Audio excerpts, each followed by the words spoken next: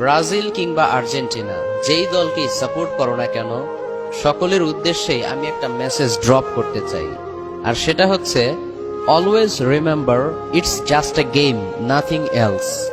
খেলা আর personal life এ দুটোকে কখনোই গুলিয়ে ফেলা যাবে না। অলওয়েজ ইমোশনকে কন্ট্রোল করতে হবে, আদারওয়াইজ লাইফে কিন্তু সাকসেসফুল হওয়া পসিবল না। খেলাধুলা হচ্ছে এন্টারটেনমেন্ট বা বিনোদনের একটা মাধ্যম, বাট এটাকে যদি আমরা ঝগড়ার মাধ্যমে রূপান্তর করি তাহলে কিন্তু আলটিমেটলি লস আমাদের প্রত্যেকেরই হচ্ছে। মুনজিরিন শাহিদ আপু তো ব্রাজিলকে সাপোর্ট করে, আইমান সাদিক ভাইয়াও ব্রাজিলকে সাপোর্ট করে, বাট ব্রাজিল হেরে গেলে কি তারা তোমাদের মতো কান্নাকাটি করে, অন্য দলের সাথে ঝগড়ায় লিপ্ত হয়? কখনোই তাদেরকে এগুলো করতে দেখবে না। এর কারণ তাদের একটা নিজস্ব লাইফের পারপোজ আছে, তাদের একটা লাইফের উদ্দেশ্য আছে। তাদেরকে মানুষ এই দলকে সাপোর্ট করার কারণে রেসপেক্ট করে না, তাদেরকে তাদের কাজের কারণে মানুষ রেসপেক্ট করে।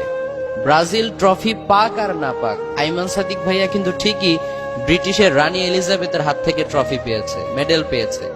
কাজেই মানুষ তাকে তার সাপোর্টের কারণে রেসপেক্ট করে না, তার অ্যাচিভমেন্ট বা তার অর্জনের কারণে তাকে রেসপেক্ট করে।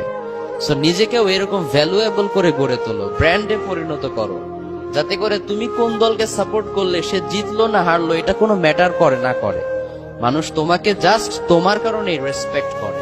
মুভিতে সাকিব খানকে জিজ্ঞাসা করা হয়েছিল তুই কি চাস, উত্তরে সে বলেছিল পুরো দেশ। এক্স্যাক্টলি এই সিনটা কেজিএফ মুভিতেও ছিল।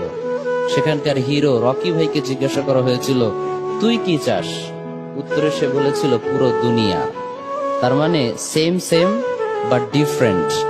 দুটো সিন দেখতে সেম মনে হলেও কিন্তু সেম না, দুটো সিনের মাঝে আছে হিউজ ডিফারেন্স।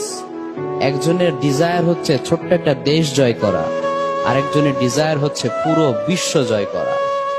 আমি তো সোশ্যাল মিডিয়াতে খুব একটা অ্যাক্টিভ থাকি না, আমার পার্সোনাল অ্যাসিস্ট্যান্ট আমাকে একটা মিমি দেখালো যেখানে এই দুই সিনেমার ডায়লগকে কম্পেয়ার করা হয়েছে।